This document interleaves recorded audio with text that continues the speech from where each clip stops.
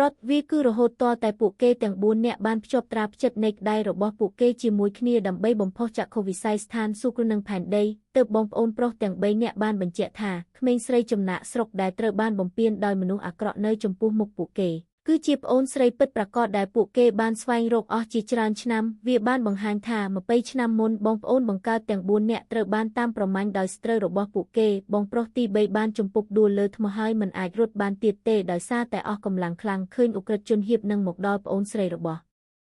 នាងដែលកើតមកមានកម្លាំងធម្មជាតិបានសម្រេចចិត្តនៅបន្តហើយទប់ទល់នឹងឧក្រិដ្ឋជនដើម្បីផ្ដល់ឱកាសឲ្យបងប្អូនប្រុស3នាក់របស់នាងរត់គេចខ្លួនបន្ទាប់មកនាងបានបង្ហាញដៃរបស់នាងជាមួយនឹងស្នាមបេះដូងដូចគ្នាដែលមិនថាបងប្អូនបង្កើតនៅទីណាទេឬនៅពេលអនាគតពួកគេអាចរកគ្នាឃើញជាមួយនឹងសញ្ញាសម្គាល់នេះបន្ទាប់មកគាត់បានរុញបងប្អូនរបស់គាត់ចេញពីផ្លូវហើយលើកថ្មដ៏ធំមួយដែលមានទម្ងន់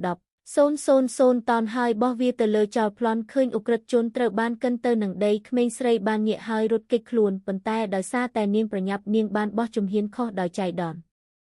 យហើយធ្លាក់ពីលើច្រាំងថ្មចោត20ឆ្នាំបានកន្លងផុតទៅបងប្អូនប្រុសទាំង3នាក់បានតស៊ូដើម្បីក្លាយជាអ្វីដែលពួកគេនៅពេលនេះបងប្រុសច្បងគឺជាប្រធានក្រុមហ៊ុន$100,000 លានបងប្រុសទី2គឺជាព្រះនៃសង្គ្រាមការពារព្រំដែនបងប្រុសទី3គឺជាកំពូលតារាល្បីល្បាញទូទាំងពិភពលោកប៉ុន្មានឆ្នាំកន្លងមកនេះពួកគេមិនដែលបោះបង់ការស្វែងរកប្អូនស្រីរបស់ពួកគេឡើយប៉ុន្តែថ្ងៃមួយជំនួយការមានការរំភើបចិត្តក្នុងការប្រាប់គាត់ថាគាត់បានចាប់ឧក្រិដ្ឋជនដែលដេញតាមពួកគេកាលពីពេលនោះហើយពួកគេបានរកឃើញទីតាំងប្អូនស្រីរបស់ពួកគេដូច្នេះបងប្អូនធំបានដាក់អាជីវកម្មរបស់ពួកគេមួយឡែកហើយសម្រេចចិត្តទៅយកប្អូនស្រីរបស់ពួកគេត្រឡប់មកផ្ទះវិញប្អូនស្រីរបស់ខ្ញុំបានបាត់បង់ការចងចាំនៅពេលនាងបុកក្បាលឥឡូវនេះនាងនៅការដ្ឋានសំណង់ពឹងផ្អែកលើអំណាចអស្ចារ្យរបស់នាងក្នុងការរើអិតដើម្បីជួយគ្រួសារមិត្តប្រុសរបស់នាងប៉ុន្តែបន្ទាប់មកកម្មក៏បានប្រាប់នាងថាមិត្តប្រុសរបស់នាងបានក្លាយជាអ្នកគ្រប់គ្រងនៅក្នុងក្រុមហ៊ុនធំមួយដឹងដូច្នេះក្មេងស្រីក៏សុំមេជាងសម្រាប់កន្លះថ្ងៃភ្លាមដើម្បីត្រឡប់ទៅផ្ទះវិញហើយអបអរជាមួយមិត្តប្រុសរបស់នាងប៉ុន្តែវីដែលនាងមិនដឹងនោះគឺថាមិត្តប្រុសរបស់នាងបានចេញទៅជាមួយកូនស្រីនាយកប្រតិបត្តិក្រុមមួយដើម្បីរក្សាទំនាក់ទំនងជាមួយអ្នកមានអំណាចនិងដើម្បីផ្គប់ចិត្តគាត់បានមើលងាយក្មេងស្រីនោះរហូតដល់គ្មានអ្វីសោះប៉ុន្តែគាត់មិនដឹងថាក្មេងស្រីនោះគឺជាមនុស្សដែលគាត់មិនអាចលេងសើចជាមួយបាននោះទេហើយអ្វីទាំងអស់ដែលគាត់មាននៅថ្ងៃនេះត្រូវបានរៀបចំដោយក្មេងស្រីនោះវាបានបង្ហាញថាសាវតាពិតរបស់ក្មេងស្រីគឺជាប្រធានក្រុមហ៊ុន$100,000 លានកាលពីពេលនោះគាត់ត្រូវបានគេធ្វើឃាតដោយគូប្រជែងប៉ុន្តែត្រូវបានជួយសង្គ្រោះដោយមិត្តប្រុសរបស់គាត់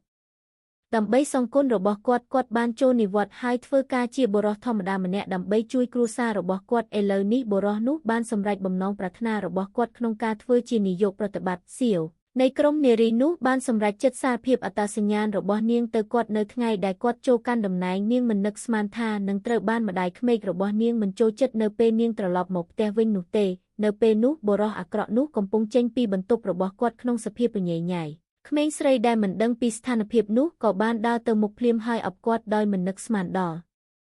សកម្មភាពនេះមិនត្រឹមតែដោយការមិនចូលចិត្តរបស់បុរសអាក្រក់នោះទេនាងក៏ត្រូវបានម្ដាយក្មេករបស់នាងចំអកផងដែរបាននិយាយថានាងខ្មាស់ខ្លួនឯងដែលបោះខ្លួនឯងទៅរកគាត់មុនពេលនាងរៀបការផងបន្ទាប់មកនាងបានស្ដីបន្ទោសគាត់ហើយប្រាប់គាត់ឲ្យទៅទិញអាហារនិងចម្អិនទន្ទឹមនឹងនេះបងប្អូនប្រុសទាំង3នាក់កំពុងធ្វើដំណើរទៅរកក្មេងស្រីដោយមិននឹកស្មានដល់ត្រឹមពាក់កណ្ដាលផ្លូវដោយសារតែការបាក់ដីត្រូវបានបិទដោយថ្មភក់ពីរបីដុំខណៈដែលគាត់ហៀបនឹងហៅធម្មភាគចាក់ក្មេងស្រីដែលចេញមកទិញអាហារបានលេចមុខនៅចំពោះមុខពួកគេ